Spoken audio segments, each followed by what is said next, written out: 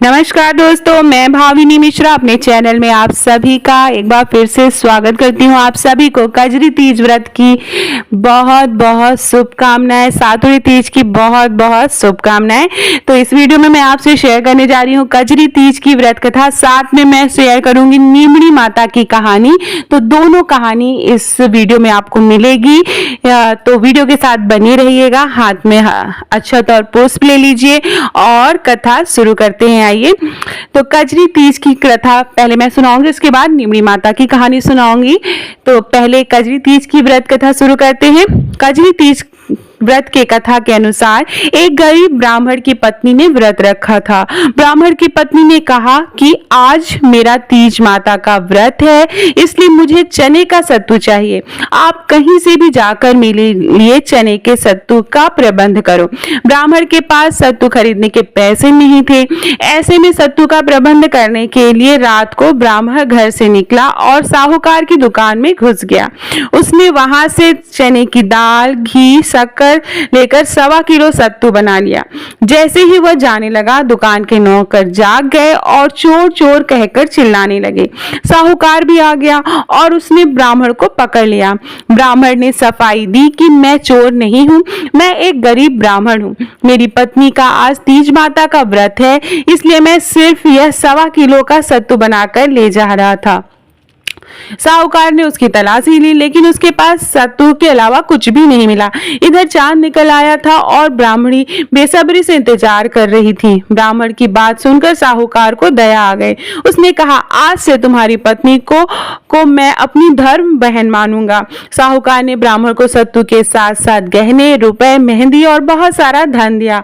फिर सभी ने मिलकर कजरी माता की पूजा की। कहते हैं कि जिस तरह उस ब्राह्मण के दिन फिरे, उसी तरह कजरी माता की कृपा से सभी के दिन अच्छे आए और सभी को सुख, सौभाग्य और अखंड सौभाग्य की प्राप्ति हो।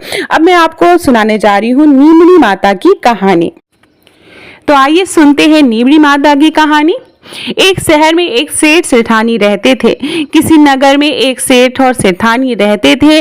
उनके पास खूब सा धन था, लेकिन पुत्र नहीं था। तो सेठानी ने भादुड़ी बड़ी तीज का व्रत करके तीज माता से कहा कि हे नीमड़ी माता, मेरे बेटा हो जाएगा तो मैं तेरे 1.25 मन का सत्तू चढ़ाऊंगी। तीज माता की कृपा से 9वें महीने में ही सेठानी के लड़का हो गया, लेकिन सेठानी नीमड़ी माता के सातू चढ़ावा करना भूल गई।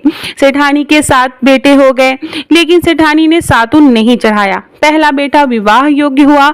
लड़के का विवाह हुआ। पहले दिन सुहाग रात को सोया तो आधी रात को लड़के को सांप ने आकर डस लिया और वह मर गया। उस तरह उसके 6 बेटों का विवाह हुआ और 6 बेटे उसके मर गए। 7वें बेटे की सगाई आने लगी, लेकिन सेठ सेठानी मना करते रहे। गांव वालों के बहुत कहने और समझाने पर सेठ शादी के लिए तैयार हो गया। तब सेठानी ने कहा कि गांव वाले नहीं मानते हैं, तो मैं इसकी सगाई बहुत दूर देश में करना चाहती हूँ। सेठ जी सगाई करने के लिए घर से चले और चलते चलते बहुत दूर तक गांव में आए। यहाँ 4-5 लड़कियां खेल रही थी, जो मिट्टी के घर बनाकर तोड़ रही थी। उनमें एक लड़की ने कहा, मैं तो अपना घर नहीं तोड़ूंगी। सेठ वहां खड़ा देख रहा था। सेठ ने सोचा, यही लड़की समझदार लग रही है। खेलकर लड़की घर जाने लगी तो उसके पीछे पीछे लड़की के घर चला गया। लड़की के माँ बाप ने बिना बातचीत करके लड़के की सगाई उस लड़की के साथ पक्की कर दी। विवाह का भी पक्का कर दिया और घर आकर विवाह की तैयारी करने लगा। सेठ बारात लेकर गया और 7वें बेटे का विवाह हो गया।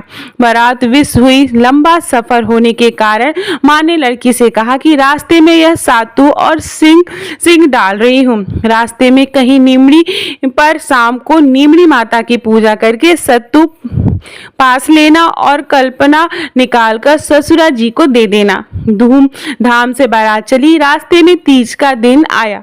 ससुर जी बहू को खाने के लिए कहा, तो बहू ने कहा, आज तो मेरे तीज का उपवास है, शाम को नीमड़ी माता की पूजा करके ही भोजन करूंगी।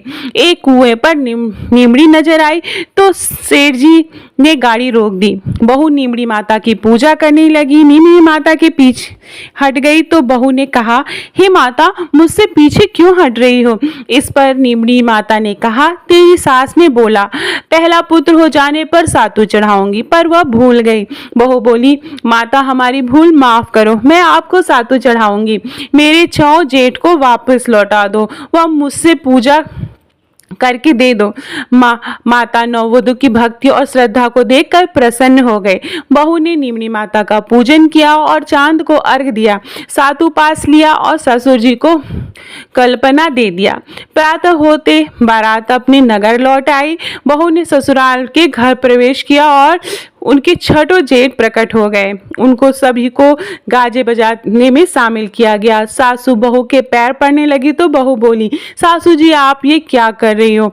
बुलवा करी सो याद करो। सासू बोली, मुझे तो याद नहीं, तू ही बता दे। बहू बोली, आपने नीमड़ी माता के सातु चढ़ाने को बोला था, सो पूरा नहीं किया। तब सासू को याद आई, 12 महीने से कजरी तीज आई। 7.25 मण गढ़ का सातु तीज माता को चढ़ाया। गाजा बाजा से नीमड़ी माता की पूजा करी और बोलवा पूरी की।